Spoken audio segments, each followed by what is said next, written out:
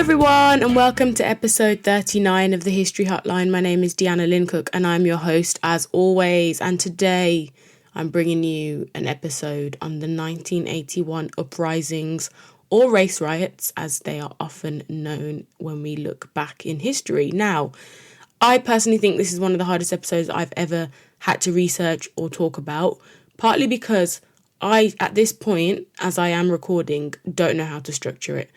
I feel like there are so many little bits of information, even when just thinking about the causes of the uprisings, to consider that to be able to kind of structure it all in a coherent podcast might be beyond me.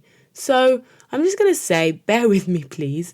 I think it will all make sense in the end. Maybe you'll have to listen twice. Maybe it will be one of those episodes you have to take notes. Or you might need to do some extra reading afterwards, because I'm just going to let you know everything that I know and hopefully it makes sense. That's probably not the best way to start a podcast, but I'm being very honest with you. Also, my new aim for today's podcast and podcast moving forwards, I think I want to shorten them a little bit.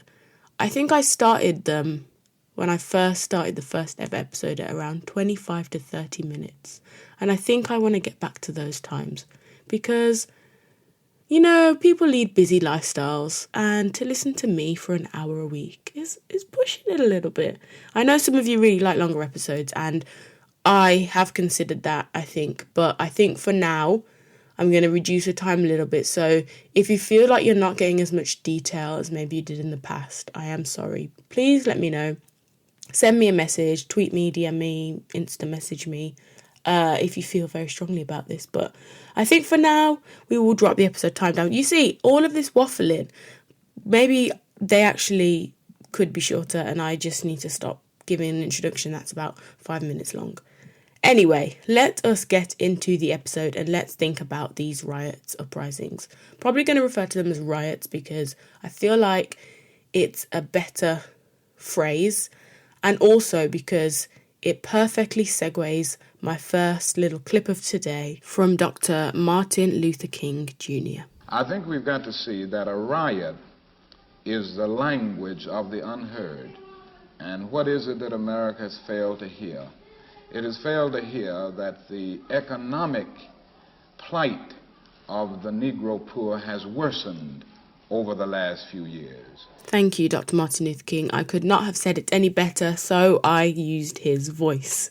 Now, the riot is the language of the unheard. It's a very simple and clear quote, so obviously I won't bore you with what it means, apart from the obvious, that people that are absolutely fed up and at their wits' end will turn to rioting when they feel like there is nothing else to lose and they have no other option because they are not being heard. Their problems, their plight, their cries are going unheard. And I think that is exactly what was happening in Britain at that time with black people and Asian people, because we're going to look at some examples where it's not just black people and also white people too.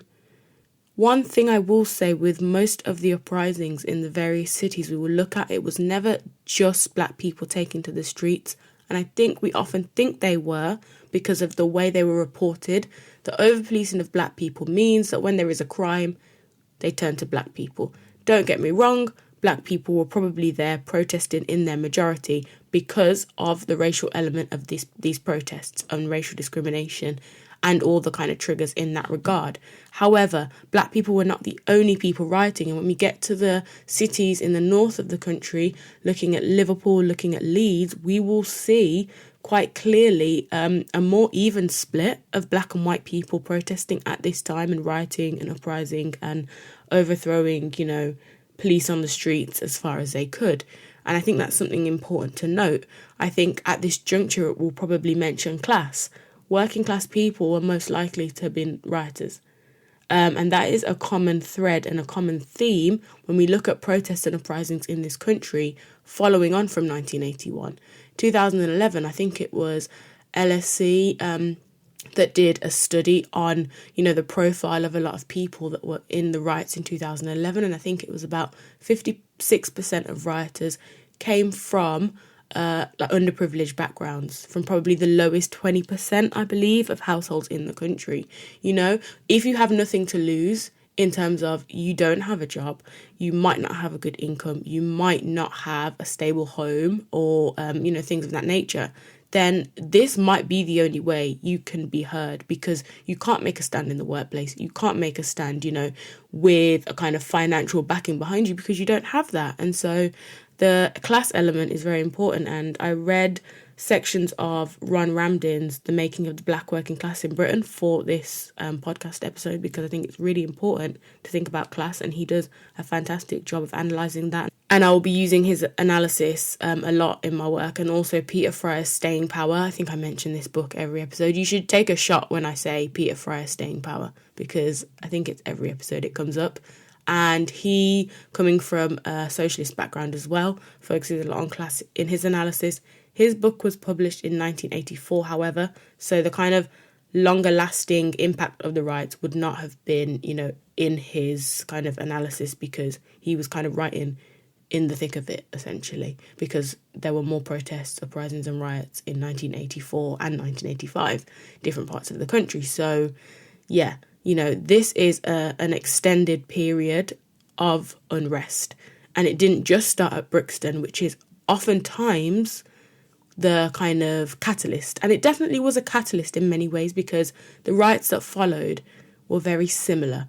And they saw a similar level of destruction, whereas the kind of protests, uprisings that came before that, maybe Coventry a bit earlier in 1981, Bristol in 1980 and St. Paul's, the damages done and the kind of nature of them were very different. Not as violent, not as long-lasting, and not as taxing on the council's budgets and the government's funding and police people, their policing and that kind of thing. So we'll get into those earlier uprisings, I think, first, and then we will have a think about Brixton and then the cities that followed.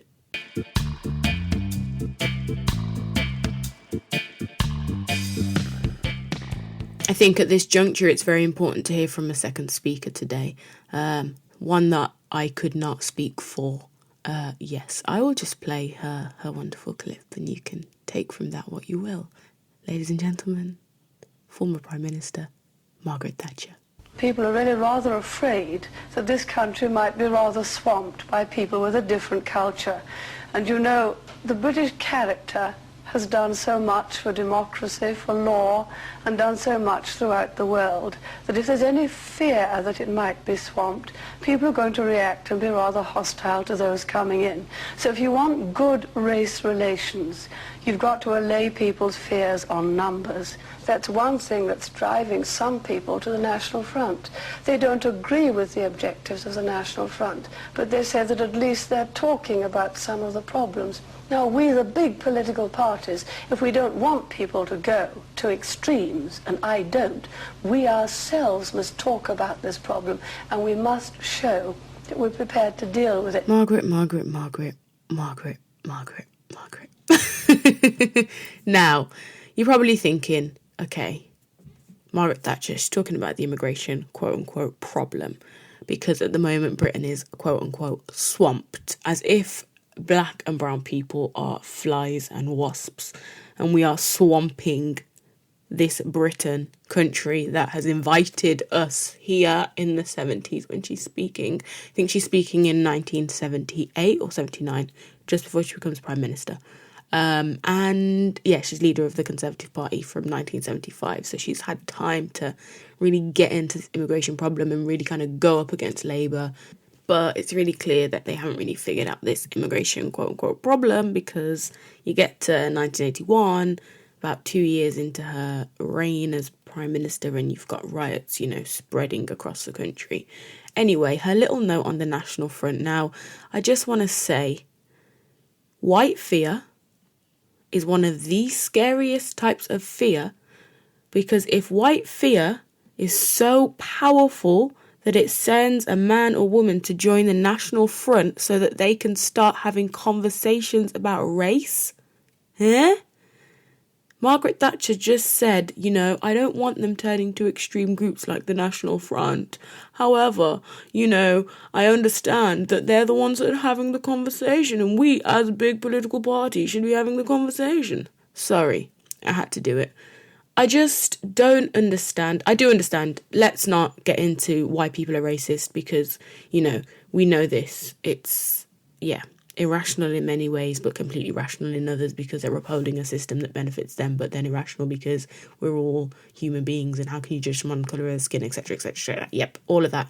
Now, getting back to the point, the political situation in Britain is tense. You've got your Prime Minister-to-be / Prime Minister at the point of the riots saying things like this, and she said similar and worse. Enoch Powell, who is stirring up this fear in his speeches, little rivers of blood situation, and, they're not the only ones. You've got situations up and down the country. You've got racist politicians. National Front membership is rocketing. People are joining in droves and they are marching, they are protesting, probably more than black people at this point. They want their country back, they want their jobs back, they want their houses back, they want all of it back. And yeah, it's a problem. Tension is high. And this is just politically. We haven't even looked at, socially. And we know that when we have a Conservative government, poor people just get poorer and rich people seem to just get richer. So the working classes, the people that already had nothing to lose, really have even less to lose now. And then you've got this political climate as well. Now, things are hotting up, as you can imagine. The build-up is insane and we haven't even got into policing yet. Oh my word. Now, just before I touch on policing, because I think policing and Brixton go hand in hand, but I'm not there yet in this story. I want to take it back a bit to the 70s, the late 70s now. I'm thinking, why have we gone back here? Well, basically, I just want to point out that, I've mentioned that riots, protests, uprisings were happening in Britain. And whilst none of them were as big and caused as much damage as Brixton, and that's why it's kind of remembered as the biggest one. And, Brixton being, I would say, the centre and the capital for black people in Britain. It probably had the biggest population of black people in any part of the country. And also it was one of the most deprived areas of the country. And so you've got that depravity and, the racial element going hand in hand. We've already spoken about what that can do when people don't have anything to lose. Now, just kind of taking it back a bit, and then we will move to London, because I think it's important to note the protests and the kind of the mood at the time. It's not just, one day something happened and then everybody decided to riot and protest. This is decades and decades of tension. This is the tension of people, feeling and understanding what their parents went through in the generation before in the 50s and 60s. That tension is extremely long-lasting and traumatic, and I think it's really easy to kind of think of things in isolation, but it's definitely not the case. And Peter Fryer, take another shot, in Staying Power, he says, after decades of police harassment, brutality and racist attacks from numerous far-right and fascist groups, as well as racist individuals, black and white youth set Britain's inner city ablaze. And that is paraphrased. It's also on my Instagram for the History Hotline. I posted it on there. And also goes on to say, right through the 1970s, Britain's black communities had been under attack from fascists and the police. They had been forced to defend themselves, since nobody else could or would defend them. The rebellion of black youth in the inner cities was the logical and is now clear, inevitable response to racist attacks. It was the culmination of years of harassment. It was the culmination of years of harassment. And I think that is such a key point. It is not just an event in isolation. No, nothing in history is in isolation. We know this now. Every single episode on this podcast I've made has linked up somehow.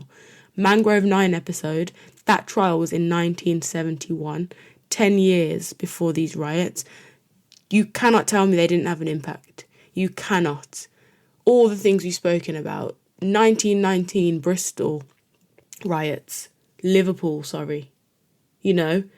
that legacy, it lives on. It really does. Nothing is in isolation. And I'm going to go through some of the things that people were protesting about in the late 1970s.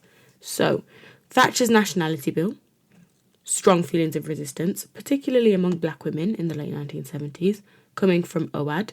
I've got an episode on OAD if you want to know more about them. This is one of the things that they're protesting. At this point, they're also protesting issues such as households, children's welfare, childcare, Depo-Provera, which was that contraceptive drug that they were dishing out to black people that was actually stopping them from having children for a very long time, and forever in some cases. Abortion laws, black prisoners' rights. 1979, the Brixton Black Women's Group set up the first Black Women's Centre, and Asian women also joined the campaigns initiated by the United Black Women's Action Group. So you've got women protesting a lot more, and more notably. Then you've also got, in 1979, under the leadership of a group called IWA and Blacks Against State Harassment, they have a first national demonstration. Black youths kind of remain the real target because, again, as I've said, they've been deprived, they're defenseless and disorientated. They've also, most susceptible to sus laws, and sus laws is something we're going to talk about in so much more detail when we come to the policing section. But in short, stop and search is the granddad of stop and search. Basically, it's the same thing with a different face, disproportionately affecting black people, often, known under more sinister and disgusting, titles, which I won't go into. Maybe I'll go into them shortly, but not for right now. The mood is not there. Also, at this time, we have Bristol. And it's important to talk about Bristol. I think Bristol must be a fantastic city. I've only ever been there once.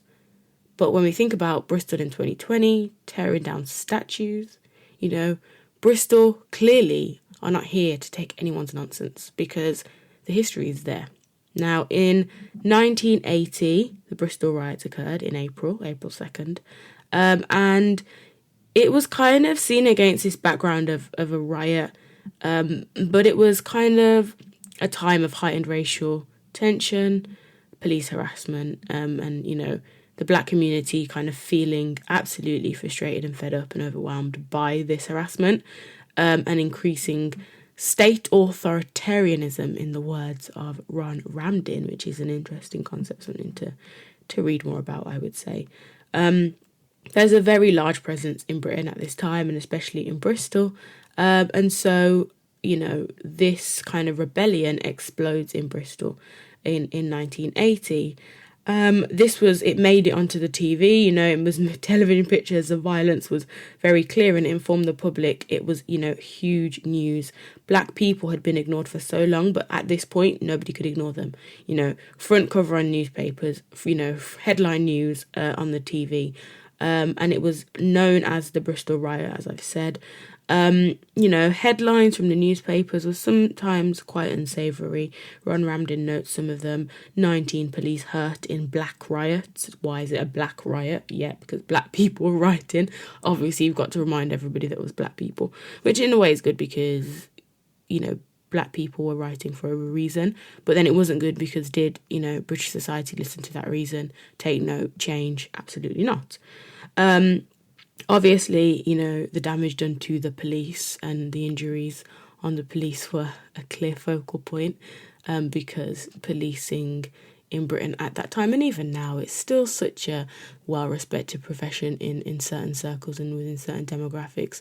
And so, the fact that these black people, who people already thought did not deserve to be in the country, were work shy, feckless, didn't want to do anything, didn't want to earn money, just wanted to collect benefits, and were loose and, into criminality and all of those negative stereotypes you can think of. And I am literally quoting different sources that I've read over this past weekend, so it's all fresh in my mind. That was the kind of negative stereotypes surrounding black people at that time, and so nobody was probably going to take the side of a black person against a police officer, essentially, is the point there. The riots in Bristol actually started after a raid on a black-owned cafe in Bristol very similar to the Mangrove 9 situation, but the Mangrove 9 was, peaceful protest and the police kind of turned that anyway. Maybe they had the Mangrove 9 in the back of their mind and thought, forget peace. And, in the words of Martin Luther King, they said, the right is the language of the unheard. Today we march. It escalated very quickly. There were about 1,000 rioters. I believe 25 people were injured. Black people would have been, if kind of got into it with a police officer, kicked to the ground. They wouldn't have had maybe the weapons that the police had. They didn't have maybe the, not necessarily the numbers, but the kind of training of how to fight and restrain a human being. Black people were not just going out there and throwing a few stones and running home. They were getting into it. They were being beaten up in the streets by police, given as much as they got, but it was not necessarily something that, black people kind of just going in willy-nilly. Like, you actually had to really think, was it worth it? And the fact that it was just shows how dire the situation must have been, I think. One of the reasons that Bristol didn't kind of develop into a Brixton situation is because the police actually retreated from the St. Paul's area in order to cool down the situation and avoid further confrontation, and they are in quote marks. And I think that was very important. Brixton, the London Metropolitan Police, take a shot every time I give them some criticism. They don't know how to do that, clearly. They go harder. They antagonise further. They fight back. So you can imagine why the outcomes were different. Moving on, fast forwarding then to 1981 now, we did an episode on the New Cross Massacre. 13 young children killed in a fire that at the time was believed to be done by arsonists, potentially, or motivated by race, but the police are playing it off. Fleet Street, very little mention of it. It leads to Black People's Day of Action, protests that happened in January or February, I can't remember, in 1981. But that is the precursor of Brixton, my apologies. And also Coventry. Now, we have to remember that it's not just London that's the centre of all this, although it plays a very important part. But yeah, we've had Bristol in 1980. 1981, we've already had a New Cross Massacre. And there was just a string of racist attacks. And there was not a point in British history, I'd say, from the 1950s onwards where there wasn't a string of racist attacks. But I don't know, maybe when they happened so thick and fast, just like in the case of 2020, when it was like, I think Ahmaud Arbery, he wasn't killed by the police, but he was shot jogging home by some man and his son or his brother, I can't remember. And then George Floyd seemed to happen so soon afterwards, or we were made aware of them so soon afterwards. It just feels like it's kind of endless and just overly consuming because it's all you're thinking about. And I think it was a similar time, if we want to compare, in 1981, because you've got the death of a man called Cartoon, his alias Campbell, in Brixton Prison in March 1980, which was a high-profile case. You got the murder of Akhtar Ali Beg in Newham in July 1980. Obviously, the New Cross Massacre, 13 young West Indian children die in 1981. This is distressing. That is the first few months of the year, and that's already the kind of mood, let alone the political tension, the economic situation of individual people, and we still haven't mentioned policing. Now, let's talk about Coventry very quickly, and I think Coventry is important because of many reasons, actually, some link into music and all sorts.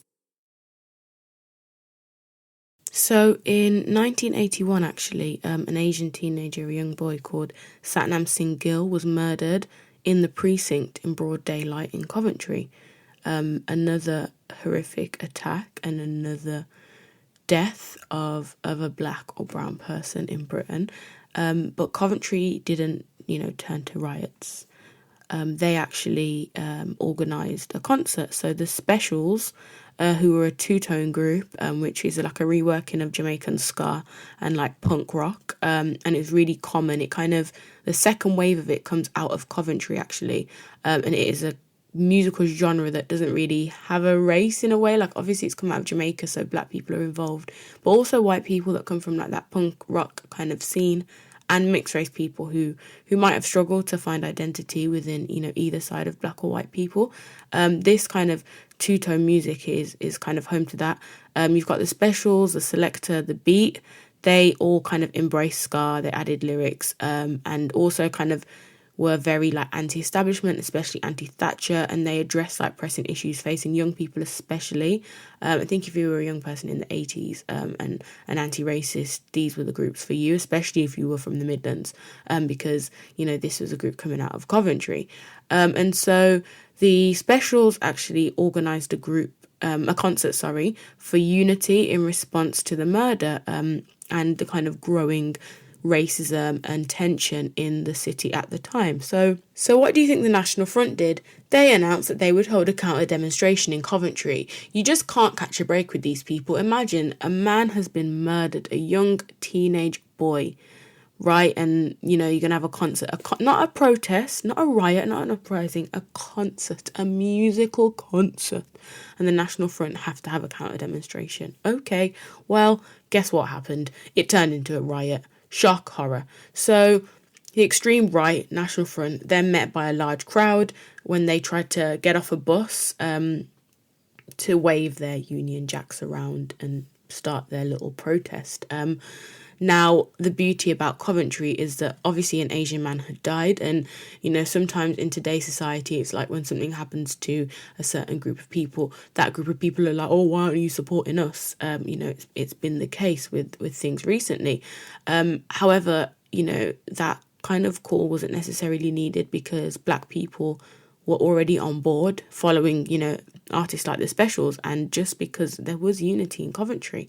And so, black people were, going to that concert. Of course, Asian people were to support and to kind of mourn the loss of one of their community. And so at this moment, there is unity between black people and Asian people, but it's just to rise up against the National Front and the racist white people. And so, this kind of turns into a riot and a bit of a fire and a battle, and it is obviously shut down, and it's not as big as Brixton, but I think it's very notable. It's also notable for the music, and it's why I've mentioned the Specials, because their single Ghost Town, it's like, this town is coming like a ghost town. That song, I'm not going to sing anymore, and I'm not going to put it in because copyright. They actually released that single, at the same time as a Unity gig, and it perfectly summarises this summer. It's like the perfect piece of foreshadowing. The English student in me is so excited because they released this song and it sums up the mood of the people to a T, because only a few months later, Brixton, Toxteth, up in flames in July, and it's top of the charts. What a feeling. Art truly imitates. Without further ado, let us now talk about Brixton and policing, because I feel like I've been building up to it this whole episode. Now, Ron Ramdin, who we've been using a lot in this episode in his text, The Making of the Black Working Class in Britain, he says that the tinder was there. And by the tinder, he means all those events that we've spoken about, the Deptford New Cross massacre, and that demonstration that followed, clashes with the police in Deptford, Thornton Heath in June, 2 separate occasions in July in Southall, and then the spark was lit, because a tinder only needs a spark, and that spark was Brixton, Friday the 10th of April 1981. Now, for this part of the podcast, there's a really good actual podcast episode. I know I shouldn't plug other podcasts, but it's from The Guardian. And it actually has people that were, part of the riots, uprisings, whichever you feel more comfortable or feel makes more sense to call. And Alex Wheatle is one of them, and he had an actual episode on the Small Axe series. One of them was about him and the riots, so if you haven't watched that, definitely watch that. It wasn't my favourite episode, which I said in the last episode of this podcast. However, it still has merit, still is necessary. Definitely have a watch of that if you haven't already. And the actual real Alex Wheel was talking in this podcast, and some other people as well that were there. This was only 1981. Like, my parents were well alive, living their lives, nearly adults at this point. And my grandparents the same. So it's not like it was a history of a long, long time ago. This is only 40 years ago. I'm sure some of you listening were alive at that time. May not remember it, but, you might have remembered the moment, the political tensions, or the kind of situation and the aftermath. And so, as I said, Friday the 10th of April, it was noted that it was one of the first warm days of the year. I always feel like it's summertime that riots and protests happen. You're not really going to be protesting if it's like pouring with rain and it's like -1 degrees. So that rules out the winter months. It actually rules out 11 of the 12 months of the year in this country, because it seems we only get sun for about 2 weeks across the whole year. 4 if we're lucky. So a black man was stabbed in Brixton, and you might be thinking, oh, who stabbed him? I don't know. It's not relevant to the story, but what is relevant is that he was offered help by an officer. Now, this speaks to me on how terrible the situation was when it came to police in Brixton and across the country. He runs away from the officer in fear of what that officer might do to him, even though he's already stabbed and literally bleeding out. People around him, who then think the police are antagonising him, actually turn on the officer. So it's a big misunderstanding in this case. The police officer, we don't know if he was actually trying to help, although you would assume so. Although at the end of the day, it's the London Metropolitan Police. Can we assume anything positive? No offence. I will disclaim, there are obviously great officers that are trying to do the work and make policing, better. But they've been tarred for me with a very, very, very, very negative brush. And so, as I've mentioned, the crowd that are kind of around, which isn't a big crowd, they turn on that officer and actually start throwing bricks and bottles at him. And I think that just shows you how terrible and how high tension that situation must be, because, that encounter with this man that's been stabbed and this police officer, the fact that it makes people want to bottle the officer, what have they been doing in the past to make people feel that that is the only way to kind of release the feeling and the tension that they have? Anyway, fighting begins. There's rumours of police brutality, and the fact that people jump on them so quickly shows how believable they are, because rumours are only really rumours because a significant amount of people believe them. That is how rumours come into existence. If I spread a rumour saying that I was actually the Queen's mother, nobody would believe me. That would never turn into a rumour because it's so ridiculous. But if you spread a rumour that the police are acting with extreme force and using brutality and harassment on black people in 1981, everyone's going to believe it. Guess why? Because it's very realistic and probable. And that's how rumours work. And so, the police, instead of doing what they did in Bristol in order to quell the uprising that was about to happen and just move off, let the people cool off of their own accord, what do? They go in harder, they crack down, they push back, they rock the boat. And what do the black people of Brixton do back? They rock the police vans and cars, and they throw bricks, and they damage property, and they set fire to police cars, police property, buildings, businesses, and the battle commences. The battle goes on and on. The police actually struggle. Their vehicles are literally being turned upside down. I don't know if you've ever seen it, where people push from both sides and topple a vehicle. It starts at Neeson Road, goes all the way up to Railton Road, if you know the area.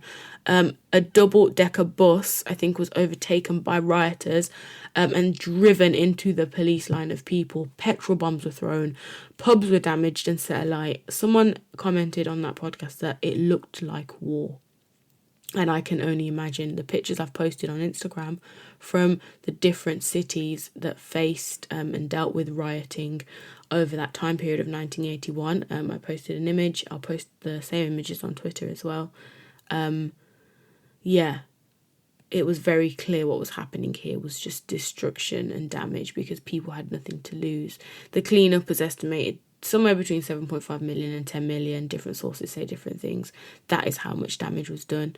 The unrest was serious. And I will say, whilst I've just kind of mentioned all the things that the protesters did, and I've said black people, it was also white people as well from this lower working class kind of portion of society. And also, one protester noted that the police really did get their own back, because if they caught you on your own, you know, you would be done for, in the same way that if a police officer was caught on their own, he would be done for. And this protester noted that, you know, once, I think it was about 200 people were arrested. Once you got to the station, it was even worse. You know, there were no cameras in police custody at that time, no cameras in cells, nothing like that. He said all you could do, and I quote, was protect your privates and protect your face, because you would be beaten up, you would be kicked in. And that was if you were caught on the street, if you were arrested and taken in a van, or you were taken to a cell, or you were charged, you know, you would be beaten up violently. And so it makes perfect sense to me as to why protesters and people that were kind of facing this and living with the realities of sus laws, of police harassing them on a daily basis, arresting them for no reason, searching them, stopping them, humiliating them, embarrassing them, they decided that, you know, this was their chance to topple vans and throw petrol bombs and release their anger. For me personally, maybe I'm crazy for saying this, maybe I'm radical, it makes complete sense to me. I just don't see why. Obviously, it's not great to be doing a riot, damaging property, but in my mind, can I condemn this behaviour knowing what people would have lived with? It seemed like a natural response to me. As Martin Luther King says, a riot is the language of the unheard.